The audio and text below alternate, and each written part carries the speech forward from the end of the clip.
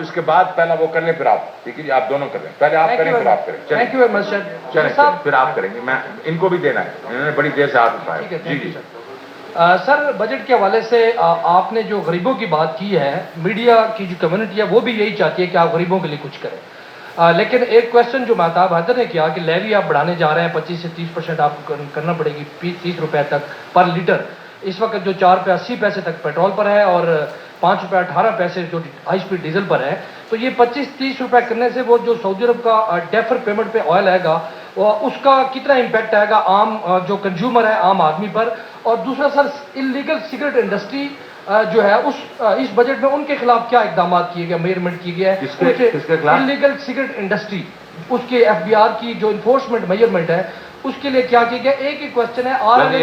دو سوال پوچھ لیا آپ نے. سر بتا دیں کہ میرے بھائی 2 سوال پوچھ لیا. تو پہلا والا جو ہے پی ڈی ایل کی بات آپ نے کر دی، وہ میں نے پہلے ان کو جواب دے دیا ہوں، دے چکا ہوں. ہم ایکسپیکٹ کر رہے ہیں کہ آئل پرائسز نیچے آنا شروع ہوں گی، بیکاز یہ ایران کے ساتھ جو ڈیل ہو رہی ہے اس سے جو ہے یہ جو پریشر ہے اس آئل پرائسز پہ کم ہوگا. لیکن اس کے علاوہ بھی میں نے یہ آپ کو بتایا کہ ہمارے پاس جو سعودی عربیہ، میں اس کے کوانٹم نہیں بتا سکتا ہوں، وہ اتنی ہے کہ آپ کو یہ پریشر جو ہے آئل کی طرف سے نہیں آئے گا. اور یہ جو 600 ارب روپے والی جو بات ہے، یہ اس سے کہیں زیادہ ہمارے پاس وہ پیسے اکٹھے ہو سکتے ہیں، پہلی بات. دوسری آپ نے کہا کہ سگریٹ انڈسٹری کے اوپر ٹریک اینڈ ٹریس جو ہے، یہ بالکل ابھی یہ اس ہفتے میں ہمارے پاس آیا، ٹریک اینڈ ٹریس پہ کریں گے. اور میں یہ آپ کو بتانا چاہتا ہوں کہ اگر ہمیں ضرورت پڑی تو ہم سگریٹ انڈسٹری کے اوپر اگر ہمیں ٹیکس بڑھانے بھی پڑے تو وہ بھی ہم بڑھائیں گے. لیکن ہم یہ نہیں چاہتے کہ ہم ایسا ایکشن کریں جس کو پھر ہم دوسری طرف سے سپورٹ نہ کر سکیں. تو ٹریک اینڈ ٹریس ہمارے پاس آ جائے گا. جو انلیگل اور انفارمل سیکٹر میں جو بن رہے ہیں، پہلے ہم ان کو پکڑیں گے. آپ نے دیکھا کہ ایک چیز میں اس کا آپ کو اگزامپل دے سکتا ہوں کہ ٹائر بہت اسمگل ہوتے تھے، ہم نے اسمگلنگ ان کی ختم کی. اس دفعہ اس کے اوپر ہم نے ٹیکس بڑھا دیا، اور اس میں کوئی فرق نہیں، کیونکہ پہلے یہ ہوتا ہے کہ جیسا آپ ٹیکس بڑھاتے جاتے ہیں اسمگلنگ زیادہ ہو جاتی ہے، انفارمل سیکٹر بڑھنا ہو جاتا ہے. اس کا ٹبیکو میں بھی یہی ہے کہ اگر آپ جب تک ٹریک اینڈ ٹریس نہیں لائیں گے اور اس کو نیوٹرلائز نہیں کریں گے، انفارمل والے جو بنا رہے 2 نمبر جو سگریٹ بنا رہے ہیں، تو یہ میں آپ اچھا جی آپ پلیز نہیں. بیسک سے کوشچن یہ ہے کہ پاکستان میں جو سٹنٹڈ برتھ ریٹ ہے وہ 40% پہ ہے. جتنی آپ پلاننگ کر رہے ہیں وہ اس میں کدھر بھی نظر نہیں آ رہی ہے. 40% جو سٹنٹڈ برتھ ریٹ ہے بہت بڑا پرابلم بن گیا ہمارے لیے. اسے کوئی آپ کی پلاننگ بھی نہیں نظر آ رہا، یہ بجٹ میں بھی کدھر ریفلیکٹ نہیں ہو رہا. اس مسئلے کو جب تک آپ حل نہیں کریں گے تو آپ کا ملک تو اگلے 10 سالوں میں بالکل ڈکلائن پہ چلا جائے گا. دیکھیں، آپ بالکل بات صحیح کہہ رہے ہیں. آئی تھنک آپ کی بات جو ہے بڑے پتے کی ہے. یہ انفارچونیٹلی یہ کئی چیزیں ایسی ہیں جو کہ پروونشل سبجیکٹ ہے، اور یہ بھی پروونشل سبجیکٹ ہے. لیکن آپ کی بات میں وزن ہے. میں نے پہلے سے ہی سوچا ہوا ہے، پروونسز کے ساتھ ہم بیٹھیں گے. احساس کے اندر یہ چیز آ رہی ہے. آئی تھنک احساس میں ثانیہ از اٹیکنگ دس. جی کیا آپ اونچا ادھر سے بول لینا اوپر. ایس ایم صاحب میں تھوڑا سا ذرا ایکسپلین کر دیں پلیز. جی تھینک یو جی. سو آپ نے بہت اچھا یہ سوال اٹھایا ہے. دیکھیے جی، آج کل یہ ریئلائزیشن ہے کہ جو کل کی معیشتیں ہیں، یعنی کہ اکانومیز آف ٹمورو، اس میں جو انسانی وسائل ہے اس کا عمل دخل سب سے زیادہ ہوگا. اور جو ملک اپنے انسانی وسائل پر خرچ نہیں کریں گی وہ کل کی معیشتوں میں کمپیٹ نہیں کر سکیں گی. اور اس میں سٹنٹنگ کا ایک بہت بڑا رول ہے، کیونکہ سٹنٹنگ سے جو کوگنیٹیو ایبلٹی ہوتی ہے، مطلب سوچ کی جو ایبلٹی ہوتی ہے، وہ بالکل پیچھے رہ جاتی ہے. اور اسی لیے وزیر اعظم صاحب نے اپنی پہلی تقریر میں ایکس رے اٹھا کے بتایا تھا کہ جو ایک سٹنٹڈ بچہ ہوتا ہے اس کا دماغ کا حجم ہی کم ہو جاتا ہے. تو اب جو سوال آپ کا یہ تھا کہ اس کے بارے میں کیا ہو رہا ہے اس کے بجٹ میں، تو جیسے میں نے عرض کی تھی کہ جو نشو و نما کا جو پروگرام ہے، جو ہماری حکومت نے پہلی دفعہ conditional cash transfer program Pakistan میں لائی ہے، وہ پچھلے سال ہم نے کووڈ کے باوجود 14 ڈسٹرکٹس میں 50 سینٹر کھولے.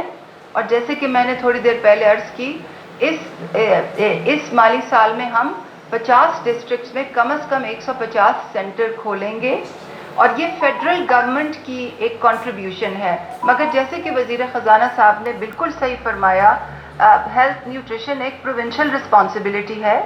تو جو ہماری منسٹری آف ہیلتھ ہے اس نے لیڈ لے کے ایک PC1 بھی بنایا ہے, جس میں سٹنٹنگ کے لیے کوئی ایک بہت بڑا PC1 آ رہا ہے جو پروونشل پارٹیسپیشن کے ساتھ ہے, کیونکہ سٹنٹنگ صرف احساس نشو و نما سے ختم نہیں ہوگی, اس میں گندے پانی کا بھی عمل دخل ہے, سینیٹیشن کا بھی عمل دخل ہے, ماؤں کی صحت کا بھی بہت بڑا رول ہے, اور ایک بہت لمبی فہرست ہے, ہاؤسنگ کا بھی ایک بہت بڑا عمل دخل ہے. تو یہ تمام چیزیں جو ہیں اس PC1 کے تھرو ایڈریس ہوں گی, مگر احساس کی حد تک فیڈرل گورنمنٹ کا جو بھی کنٹریبیوشن ہے وہ میں بتا چکی ہوں. سر ذرا میں ایک اور بات بتا دوں, میں اور بات بتا دوں ذرا سا, یہ اسٹنٹنگ سے متعلق کسٹم ڈیوٹیز کی ہم نے جو ہے نا چھوٹ دی ہے.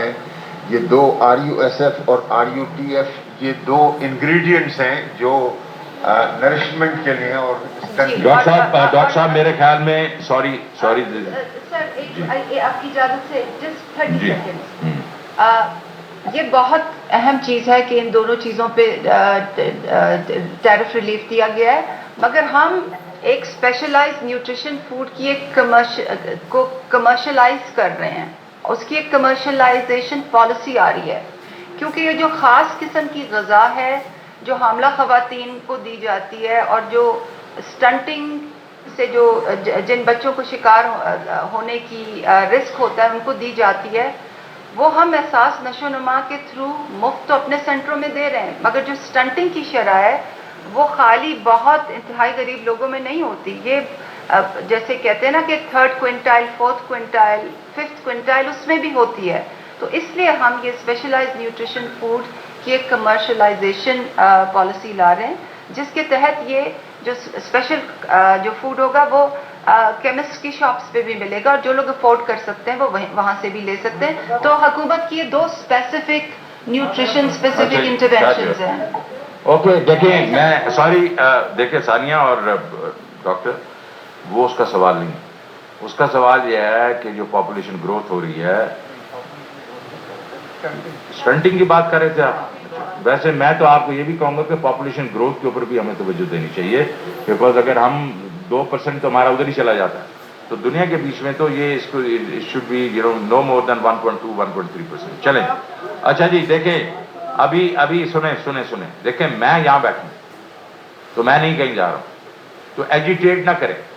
میں آپ دیکھیں زوبیا, ایک سوال اس جگہ سے ادھر سے, ایک سوال ادھر سے, ایک سوال ادھر سے, آپ اسی طریقے سے کریں اور میں بیٹھا ہوں, تو گھبرانے کی ضرورت نہیں. چلیں جناب, ابھی یہ دیکھو ادھر سے 2 سوال ہو چکے ہیں, ابھی ادھر پہلے ادھر جائیں اور پھر ادھر جائیں. چلیں جی Zobia, try to handle this down. Okay sir, میرا نام مظہر اقبال ہے سر.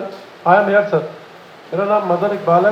میں نے آپ کو کہا کہ یہ آپ بعد میں باری آئے گی, پہلے ادھر آئے گی پھر ادھر آئے گی. آپ ڈسپلن کو مت خراب کریں نا یار. ارے بھائی گروپ وہ کہہ رہے ہو نا, اسی گروپ میں سے 2 بندے تو ابھی ہو گئے ہیں. اچھا listen, you want me to walk away, you don't want me to out, okay, so please then listen to me, okay please. چلیں جی, چلیں آئیں. سر بائک کدھر ہے سر؟ سر بائک کدھر ہے؟ بائک جی بولیں. سر آپ نے ٹیکنیکل سوال ہوئے ہیں, جو اس کا ایک پولیٹیکل بھی ورژن آ رہا ہے, جو باتیں کی جا رہی ہیں. میڈم سے بھی میرا ایک سوال ہے اور آپ سے بھی, دونوں ایشوز کے حوالے سے.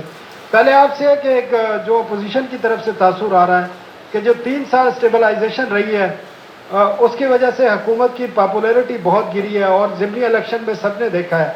تو اس الیکشن کو 2 سال پہلے ہی الیکشن جو بجٹ ہے, الیکشن بجٹ کہا جا رہا ہے. تو اس کا میڈم آپ سے سوال ہے, ترین صاحب نے بھی کہا کہ کوشش یہ کی جا رہی ہے یہ پروگرام پولیٹیسائز نہ ہو.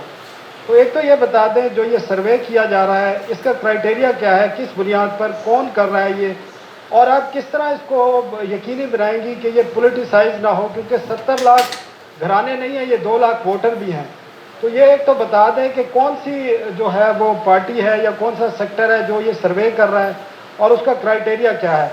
سر پے اینڈ پینشن کے جو فائنینشیل امپیکٹ ہے وہ بھی بتا دیں پلیز, پے اینڈ پینشن کا فائنینشیل امپیکٹ. چلے جی آپ ثانیہ.